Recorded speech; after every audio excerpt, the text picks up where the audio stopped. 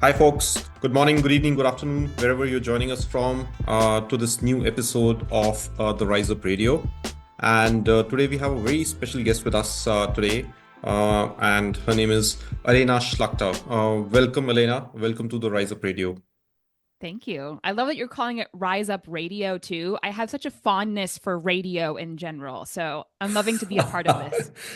Yeah, so it gives that retro vibe a little bit, right? hmm And that's exactly what Love we're the going retro for. vibe, 100%. Yeah. Right.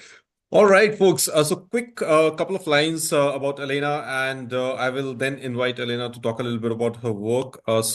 She's an experienced measurement architect who enables L&D teams to evaluate and showcase their impact to stakeholders. And we all know how important, being data-driven in this particular function is, because everything is all about showing the impact of the learning programs that you folks are delivering. So, Elena, you are doing some wonderful work. Why don't you tell our audience a little bit about what you do in more detail? Wonderful. Well, thank you again for having me. I like to tell people in simplest form, I am a data nerd. In my entire life, personally and professionally, I know the value of data to influence outcomes in our personal and professional lives. And so, what do I do?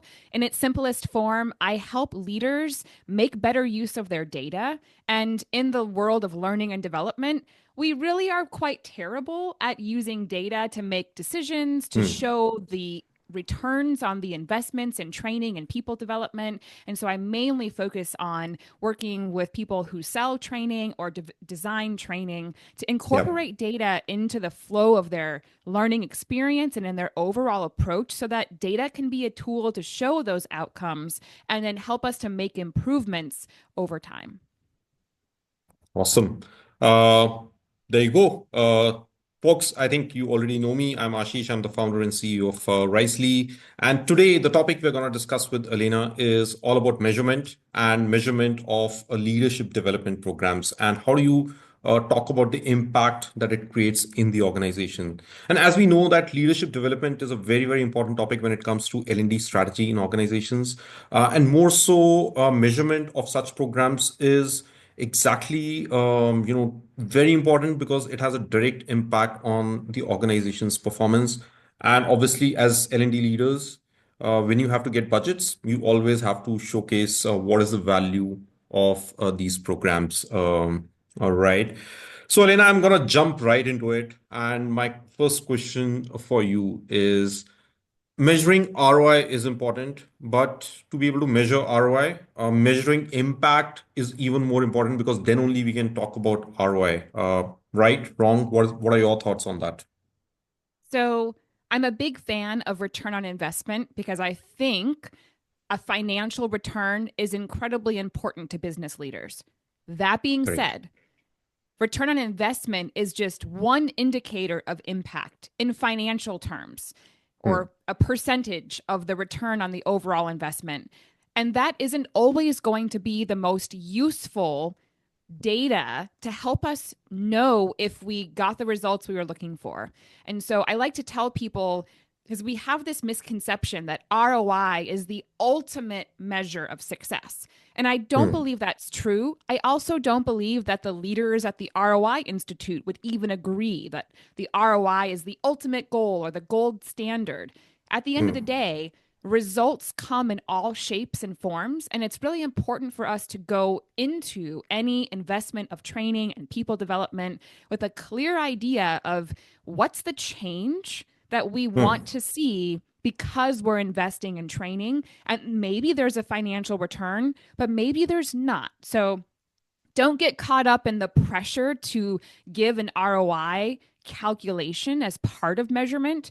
That may be important, but it might not also be important. It could hold you back or overcomplicate things. So think in terms of what's the change you're trying to make and what's the best data that tells you if you've made that change. And Hmm. also, why are we doing training in the first place? There's Yeah. some really great measures in just answering that question that can be the form of great data to show what were those returns, not necessarily in financial terms, but in other kinds of terms. What did we get because we invested in training? Very important. And we're going to get down to the bottom of what are these other types of impact that we can measure. But before that, in your experience, have you seen that teams typically struggle to measure the impact and even track the impact? And if they do, why is that? Yes, and yes. Unfortunately, if you're listening to this, you probably are aware that measurement has been a challenge for the education and learning and organizational development industry for some time. The truth Hmm. is, we're going on 60 years that there have been models, tools, thought leadership, prescriptions, formulas that can help us to measure and calculate the outcomes of learning. So, this is not Hmm. a new conversation, it's not a Correct. new challenge. And what's really interesting is if we look globally at other departments or industries that support organizations, marketing, for example, they were at one point not really great at measuring outcomes, but Yeah. then something shifted, and now they are the most data and Correct. analytics driven department of any other department in an organization. So there's something really interesting happening in learning and development. And I know we're going to talk a lot about stakeholders in this Yep. conversation, but there's something going on in learning and development that makes us have this constant challenge, this roadblock, the feeling of pushing a rock up a hill when it comes to working with data and showing the outcomes of investments in training. And so, what are some of those things? They're not pretty. And I'm going to Hmm. tell you straight, Ashish, because I think Hmm. that being really honest is what's going to help us make The only changes. way. The only Absolutely. way. The real roadblocks are that some of our stakeholders don't care about what are the outcomes of learning. They just Hmm. want to check a box. And in some Hmm. cases, checking a box is good enough in the eyes of the law in the inevitable case in some situations that we're sued or that we have to deal with legal Correct. matters. Checking the box isn't a bad thing, and Hmm. sometimes it's what our stakeholders need. We need to protect ourselves in the event of future lawsuits, and training Hmm. and information distribution can do that. It's not sexy, but the impact of check the box compliance, regulatory things isn't going to be ROI Correct. necessarily, though it could be. You could actually do that calculation around risk Yep. management, Hmm. but the impact isn't going to be behavior change. And so, for many of the initiatives that we as learning professionals get excited about, we want to help people. We want to make a difference. We want people to feel better about their jobs. We want them to feel like they're growing their skills. A lot of the training that stakeholders care about isn't that skill building, feeling better, doing Hmm. better. It's Hmm. like, let's not get sued training. Correct. And so I think there's this difference in mentality around why are we doing training in the first place from the stakeholder perspective and the learner slash designer perspective that aren't necessarily aligned. And so that I think is one of our biggest hurdles is this lack of translation where learning doesn't really understand what the business needs and the business doesn't understand what's possible when we invest in learning and people development. And that is one of our greatest hurdles to having the support, the tools, the infrastructure, the time, and the people to do the work to then measure and even design and deliver training that can make the kind of impact that we desire. So Hmm. the Hmm. biggest elephant in the room, if you will, around what's Is that the mindset. challenge? It's the Yeah. stakeholder and that lack of alignment and the very different perspectives that learning professionals and business leaders have, where we have to figure out how do we create bridges and make that alignment more clear, then things will be easier. And that's Right. what we've seen Right. with other departments who Hmm. have made that transition, like marketing Yeah, has. yeah, yeah. It's funny that you give this example of marketing, Elena, because I keep giving this example as an analogy that, HR and L&D teams typically say, hey, you know what, we don't have a seat at the table. But, marketing does. It's also cost function. But over a period of time, marketing has achieved that status by proving that, worth and, somehow HR and L&D function has stayed behind typically. And I really resonate to the point that you made, which is when training is checkbox. That's where learners are also going through training as a checkbox, right? Because it's not answering what's in it for them. It's basically, hey, this is a video learning course. I'll just switch it on, do something else, come back because it's playing at the end, right? And I'm gonna complete the training and I'm done, right? And at the end of the day, like you said, the business impact and the organizational impact is zero, Well, right? it's not zero. It's there's a very different lens when it comes to risk management. Yeah, And let me tell you, if any you talk to any chief financial officer, yeah, their number one thing is expense management. What's the most expensive thing that organizations can correct. encounter? Turnover, but Hmm. lawsuits. Yeah, Lawsuits yeah, cost organizations a ton of money. And so a lot of the things correct. that business leaders care about are expense management. Hmm. And that risk management thing, again, not sexy, but really Yeah. critical. I mean, if you think about it, if an organization is sued too many times, they're not going to have Hmm. the resources to pay their employees. So I, as an employee, am going to think differently about the compliance training because I'm going to think I'm doing what I can to protect my employer from having to lay me off. It's a completely different way of thinking about it. It might be boring. Maybe it's the not the best designed program, Yeah, but yeah. I'm doing my part to help our organization manage their funds to keep paying my paycheck for as long Right. as we possibly can, right? Right. So let's talk a little bit about where do L&D teams end up ignoring the measure impact. So this alignment between stakeholders, why is Mhm. it missing? Right? Where does it miss? Is it because that it's not aligned to business objectives, or is it only that hey, we're talking of the bottom of the pyramid of training, and once we have the risk covered, we're good, right? But what about the growth of the organization? How do skills contribute to that growth, and where is that conversation happening? Yeah. The alignment equation is critical. And I talk about this if you've seen me do workshops in other sectors. I talk a lot about aligning learning to business outcomes, business goals, or strategic priorities, whatever term floats your boat. Hmm. And ultimately, there is legitimately a language barrier. I mean, if you think about the business Hmm. speaks a certain kind of language and learning Hmm. speaks a certain kind of language, and there's something that gets lost in translation where stakeholders aren't understanding what's possible when we develop Hmm. learning programs, what they can do for the organization. So Hmm. there's Hmm. some blind spots, and a lot of that is learning speaks a certain way and the business speaks a certain way. And so Yeah. there's a Yeah. need to create bridges, AKA alignment. And so, what I teach people, and I can't take credit for this is not something that I created, but I very much have integrated into my own work. It comes from Hmm. Rob Brinkerhoff. Robert Hmm. Brinkerhoff is best known for the success case method measurement model, Okay. but Hmm. he's done a lot of other work and published many things. One of them is something called the 6 L&D value propositions. If you're listening to Hmm. this, you could Google search it and find the article that he wrote somewhere in 2021, 22, around that time frame. And it is what I have found to be the absolute best bridge between Hmm. stakeholders, business leaders, and the learning function.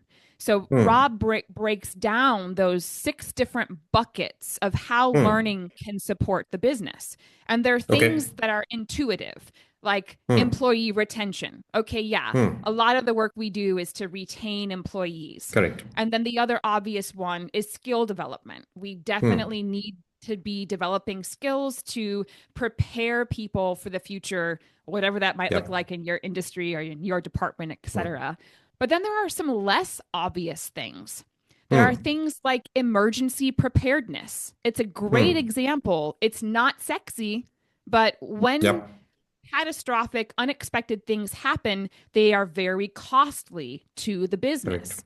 And so, how can we prepare in the event of those emergencies? And that preparedness is another risk management thing that Hmm. helps to reduce the costs of emergencies or unexpected things. So, there's Hmm. a training play to be made. Think about when you were a kid and you were going to school, many of us had the fire drills or we had emergency, active Correct. shooter drills or things like that. What is that designed to do? To mitigate the risk of harm Correct. to any of the staff or the students in the event of those emergencies. Hmm. That stuff's about net profit at the end of the day. And Right. that's really Right. important for the viability of organizations, is that they're watching Hmm. that net profit all the time. And if they're seeing trends in things that are affecting net profit, they're definitely going to be interested in people development, training, policies, procedures, et cetera, that can help us to reduce those risks and those costs. That's a Hmm. value proposition that learning can be a Correct. part of. So it's not sexy, but equally important. Another Hmm. one that I don't think we think about enough is succession planning. Hmm. So we're talking here about leadership development and measuring leadership development. One thing that we often don't talk about is, why are we doing leadership development? And there's a lot of Yeah. reasons why, but clarifying the value proposition of investing in leadership development and being super specific about that. Is it about retention? And how do you decide if it's about retention? Or is Hmm. it Hmm. about succession planning? And is it about Hmm. preparing future leaders in the organization? That's a very different value Right. proposition than retention. And we would design Correct. a program differently, we would measure it differently. And so that's the bridge, I think, that can help us to create that alignment, is to get really Hmm. clear on what's the value proposition for the business. Another one we don't talk about: staff benefits. Hmm. Staff benefits aren't sexy, but they are a play to retain Correct. people. And many Correct. HR and training folks are involved in something related to staff benefits. So, Hmm. getting clear on our value proposition using language that the business can understand goes a long way in helping us to translate the language barriers that exist Hmm. between business leaders and learning leaders. And that isn't something that happens often enough. Awesome. Awesome. So let's get down to it, Elena, right? So let's say an L&D leader is designing a leadership development program, right? Mhm. Let's talk about a tangible framework which would help them to start preparing measurement. And we're going to break it down, right? We're going to break it down into during the session, and then post the sessions, right? So let's start with how do you start preparing for it before the sessions begin, right? I want to ask this question back to you because I'm curious what you Okay. might say. Because I Hmm. think there's a little bit of common sense in this approach Hmm. that we Hmm. can easily figure out what to do. And so let's Hmm. work it out together. So Let's Ashish, do. what is the first thing that we need to do when we think about measuring in that before stage? Like, what do we need Hmm. to know that sets us up for success to measure impact? What are your thoughts on that? I think very simply the organization's objectives and goals, right? As an organization, what are we striving for? What is our vision for the next 2 years, 5 years? Because that is what we are going to shoot for. And at the end of the day, managers are the conduit to deliver that, right? Mhm. So that's the ultimate success metric that we need to see. That is the program boosting into the organization's objectives or not. I think for me, that alignment is extremely important before the program starts, primarily. Yeah. So here's the problem with that: it's Hmm. very ambiguous and Absolutely. aspirational, Hmm. right? The organization has three strategic priorities and they're Hmm. XYZ, and they're these aspirational things. Hmm. It's really difficult to align a leadership development initiative to these Sure. very aspirational sort of big goals. So Sure. what do we need to do to narrow our focus, because that's really important. There's these big goals that we're trying to support through one initiative, because Hmm. we want to do it one initiative at a time because it's Yep. easier to measure and know if we've been successful. So how Yep. do we narrow the focus to be able to make that direct line between investing in leadership and those Right. big strategic priorities? What do you think is the most important thing to know? I'm curious. Maybe breaking that down into departmental goals and then aligning to the functional KPIs. And obviously the, functional KPIs are there, but then the human KPIs are also there, right? Which is retention, performance metrics, and so on and so forth. So I think that's a combination that I would probably shoot for, but would Mhm. love to hear what you think. Yeah, that's an important piece of the puzzle, but we need to know Hmm. something even more focused. So, Hmm. absolutely, we need to know what are the strategic priorities or goals Sure. for the Hmm. company. What are Hmm. those key performance indicators that are important? Hmm. But Hmm. if we're trying to tie a learning initiative to the Yep. KPIs and then to the overall organizational goals, we need to know one thing: What's Behaviors. not working? Yeah. What's the Mm-hmm. problem? There's some Hmm. the reason for any kind of training initiative, it's not a nice to have. And I think that's where Hmm. we get it wrong. Where leadership development isn't this like, oh, let's just put people through communication training and let's send them to Mm-hmm. Hawaii and they can go sit on the beach and get to know each other. That's really nice, but Yeah. that's not something that is going to clearly align to KPIs and Hmm. we have to know what's the problem. Hmm. So it needs our leadership development initiatives are usually too broad to be able to measure impact. Got it. So it has to be And I narrower, as narrow as possible, basically. we need to know what's the problem that we're solving. Mm-hmm. And I think that's where we get it wrong is that Hmm. we think about, for example, setting our emerging leaders up for success. There's nothing wrong with that. And that is one Hmm. of the value propositions of learning, succession Hmm. planning, or future preparedness for leadership. Like we know people are going to be fulfilling future leadership roles or taking over from leaders that are Hmm. now here and then eventually will retire or move on. We do need that future preparedness. But if we don't know the problem, Yep. why aren't people ready to take on leadership roles? What is holding us back? Then we So, don't Alina, know what let's take to focus a on. tangible example for it. Sorry, Hmm. I'm just because I it came to my mind. So, can we take a Hmm. tangible example or one of the case Yeah. studies that you might have encountered recently from one of cases? Do talk about that. Yeah. So I'm really in love with this idea of emerging leaders and succession planning and Hmm. like job readiness preparedness. Hmm. There's some kind of skill component to it, but there's also other components to it. And we need to know what's preventing people who are currently working in the organization from being ready for a leadership role. Hmm. If we're going to want to promote people into leadership roles in the future, and we're doing a lot of organizations do this emerging leader training where they put you in like a 1 year leadership development program.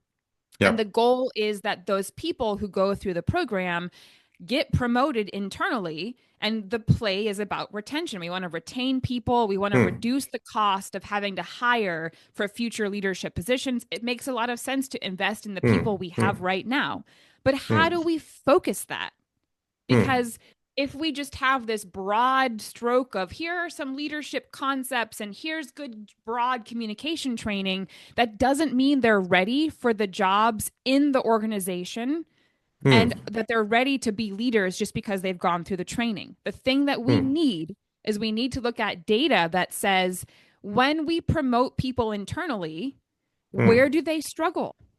Hmm. Where is it that their supervisors are seeing that they're not really ready for the job? We need that data because that's going to inform our training program.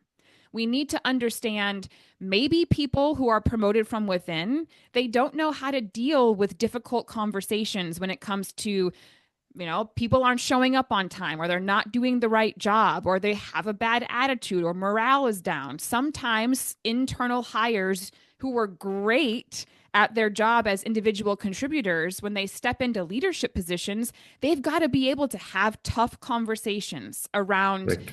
hey, we're doing our employee review and your performance isn't up to par. It's not meeting expectations. How do I Hmm. have that conversation?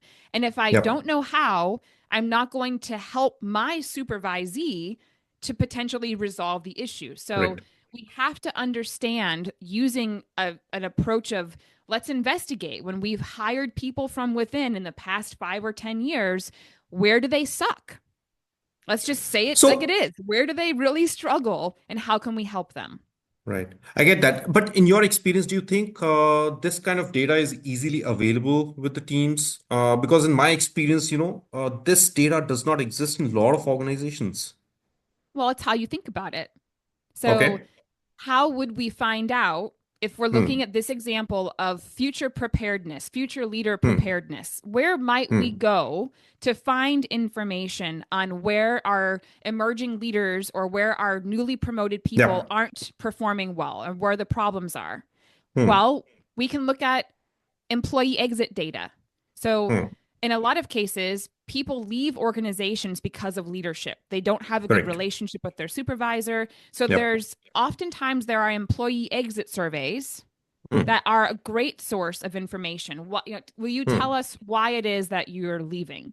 I remember multiple times leaving an organization and there's an exit survey in place and there's data that I transparently shared. These are the reasons why I'm leaving. Right. And if we Right. can Right. look at that data and find consistent evidence that leaders need to be better at difficult conversations, or leaders Hmm. need to be better at supporting and mentoring, or Hmm. leaders need to be better at setting clear expectations or communication. Like, so we need to Yep. look at the data, and employee exit surveys is one of them. If we don't have that data, we can create it. One of the things Hmm. that I've done when I created a new manager training program is I interviewed all of the managers who were recently promoted, and I Hmm. asked them, Hmm. where did you really struggle in your role? Hmm. What Hmm. kind of help would you have liked to have?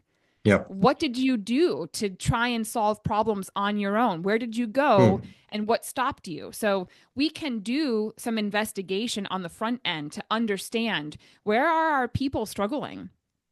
And then we Right. focus, we get some thematic analysis, which you can, if you do 12 interviews, what are people Absolutely. Yep. saying Hmm. is the Yep. trend. And then that Right. trend data is where we focus on training. And oh, by the Hmm. way, the trends of common problems become the measures of success. Yep. I don't know how to have a difficult conversation. Well, people being able to feel confident having difficult conversations, then demonstrating that they are able to facilitate difficult conversations, that's our Yep. measures of success throughout the flow of learning. Right. But if Right. we don't know what those problems are in a really narrow focused area, we don't know what to focus on in our development opportunity. And Correct. therefore, we have no idea what to measure. So Hmm. that's really where we get it wrong, is we think it's right to think about satisfying the goals and trying to contribute to KPIs. But if we can't narrow the focus of what's the problem with our Hmm. people, that we can Yep. help support them so that we can solve the people problems, which is, what are people not doing? What are they not Hmm. thinking? Is there a morale issue? How can Hmm. we, as training providers, support that? And those problems become our measures of success. If we are successful, we've helped to solve the problem. It's a trend Correct. that's positive. It's not going to go away. We're never going Correct. to completely solve the problem, but we should see that there's a baseline of, here's the attitude or here's the capabilities. And as training goes on, we're still capturing data on those capabilities or those attitudes. And we should see the trend changing, going from Correct. not so great to a little bit better over time. And that's how Yep. we know that training has had an influence on people and Hmm. the higher KPIs and strategic priorities that we care so much about. Right. Right. Right. Cool. So I think this is going to lead to a very similar set of data points when you start delivering the training as well, right? So whatever problem areas that you started with, or challenges that people are facing in their current Mm-hmm. roles, is what you need to measure on an ongoing Mm-hmm. basis as well. Are they getting eliminated or not during the program? And if not, then you need to course correct. You need to That's see right. what's working, what's not working, and then maybe tweak the programs accordingly.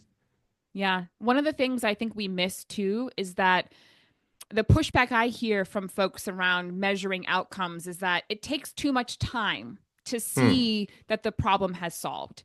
So I think the opportunity is to think about what would be an early indicator, or technically Yep. speaking, a leading indicator. Leading indicator. Yeah.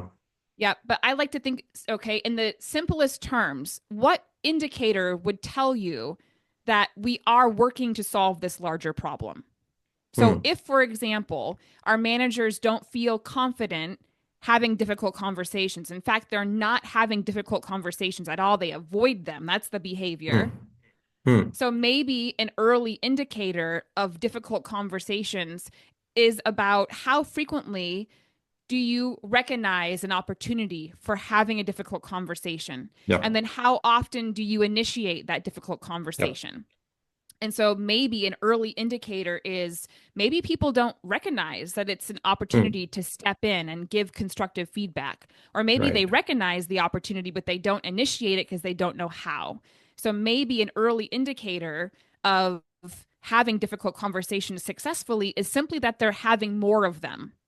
because the more Correct. you practice something, the more likely you are to get better at it. So if we're not doing it at all and we're avoiding difficult conversations versus initiating them, that's an early indicator that those difficult conversations are happening and it's more opportunities for folks to practice whatever we're Right. teaching them for how to, and then we can collect data on when you do have those difficult conversations, what does it look like? Tell me about that. Hmm. And then we can Hmm. compare as people have more difficult conversations. Are they Hmm. following the best practices? What's getting in the way? And then, like you said, we can course correct or we can offer Yeah. them additional support. And something else that's so important is once you've identified the challenges that people are having commonly, and I think difficult conversations is a good one, when do people often have those difficult conversations? Hmm. And how can we build training to support them as closely to when they Hmm. have those conversations? So, for example, one of the most difficult conversations for new managers is performance reviews. If you've never done a performance Correct. review before, you're probably terrified. And if you Yeah. only do it once a year, you're probably terrified for the first 5 years until you've done it enough times, right? So, Correct. if people having difficult conversations and doing so in performance reviews is a problem, we shouldn't build a 1 year training program that is so far removed from when they're having Correct. performance conversations. We should basically look at when do the performance review conversations happen and how closely can we do a training program that supports them, because then we have great Correct. data. How do you feel about having the conversation? They can role play, we can support them in a safe environment and training. Then they go have the conversations and then we can follow up with them. Hey, you had 10 performance reviews, how would you rate yourself based Yeah. upon what we Yeah. taught you? And now the data isn't long. We don't have to wait a Correct. year. We've got it immediately because we thought about when's the right time to do training that's going to help them to solve the problem with as little gap of time between when they're going to use the training Yeah. versus when the training takes place. We don't do that very well Right. either. Right, right. No, that's absolutely important because I think that's also going to define the structure of the program, right? Maybe it also defines some of the policies or processes that you have, right? For example, for Right. this particular demographic, you might think that, hey, can we have quarterly performance reviews so that they can get, a More practice practice. every quarter? And we have one session before every performance review, and we have four sessions in a year. Yeah, And by the end of 1 year, they become perfect at giving feedback that's rather right. than taking Yeah. 4 years or 5 years becoming better at it. Yeah, and what you've just described, Ashish, is such a great example of changing the environment to support the behaviors that we Yeah, want to see, such that correct. training can be more effective. If we only do performance reviews in this big batch once a year, they're It's not not going going to to get work. as much support. But if we do Yeah, them on a rolling basis, well, yeah, then we can build training and support before and then check in. How did it go? What would you like to practice, or how would you like to do things differently? yeah, We can yeah, that yeah. data that informs the next training program and so on Correct. and so forth. You're changing the context and the environment of Yeah. how things happen in the organization to better support people and to make training more effective. That was a brilliant example. Mm. Awesome. Cool. So let's talk about some of the common pitfalls, right, that Mm-hmm. typically teams fall into. Mm-hmm. Well, we've talked about a lot of them already. Yeah, One we is, have. just going back, that language barrier is the big thing. Hmm. We have Hmm. people who are so excited and passionate about training, but they really can't translate the value of training in business terms. So that's where Hmm. look up the 6 learning value propositions and start integrating that into your conversation with stakeholders. That's one. Get that language barrier reduced so that you're speaking a shared language. You're going to build way better relationship with stakeholders going forward. The others Hmm. are really about a poor training design. So if we're Hmm. trying to change people's behavior, then we need to be considerate of when are they going to do that behavior and how can Hmm. training as quickly as possible follow or come before and follow after the behavior.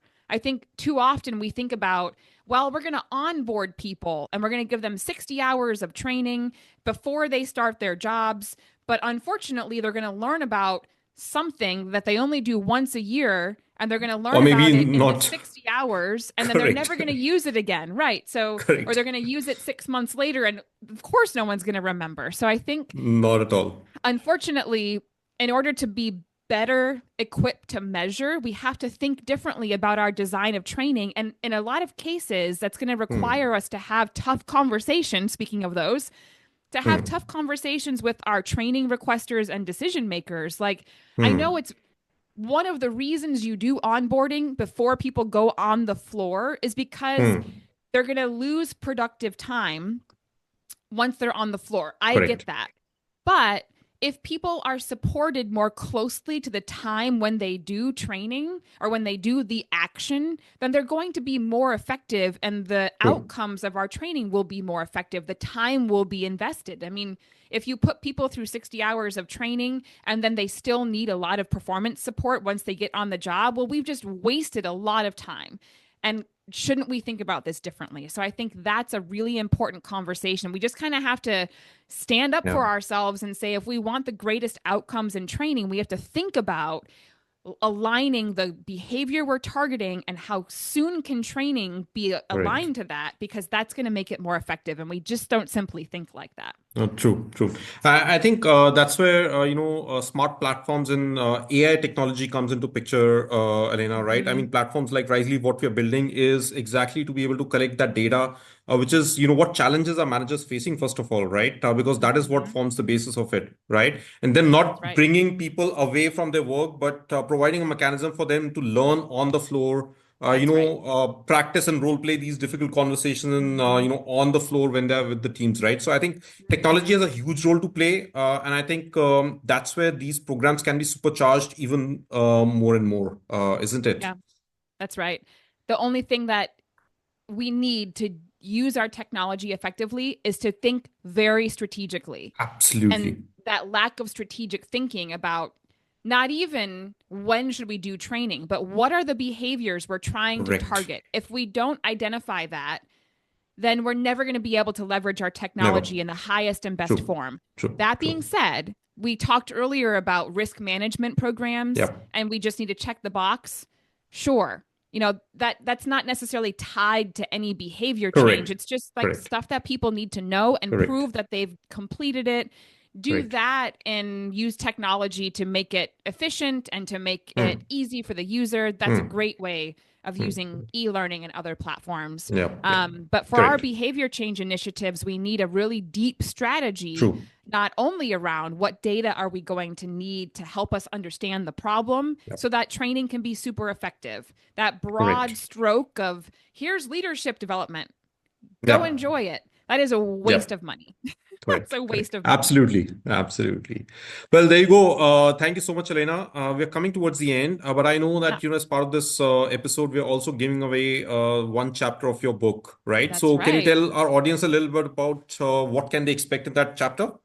Yes. So, as we've talked about, building relationships with stakeholders is so much easier when we have good data that helps stakeholders to understand the value of learning. So the chapter is all about data Hmm. and how Okay. do we become more data literate, and how do we think about the right data artifacts to use to ultimately tell the story of how training is contributing to the organization and Hmm. solving problems. And so yeah, it's data is one of my favorite tools, and I think it's a something people fear, unfortunately. And so the idea behind the chapter is data is not something to be afraid of, it's an asset. How do you Yep. start using that asset to your advantage? Awesome. Awesome. Thank you so much for that, Elena. And thank you for coming on the episode with us today. I had a Yes, you're lovely very time. welcome. I learned a lot as well, and I'm sure our audience would have done it as well. Uh, Great. Thank you. All right, folks, there you have it. So until next time, you folks be safe, and I will see you next time with a new guest and a new topic. Take care till then. Bye bye.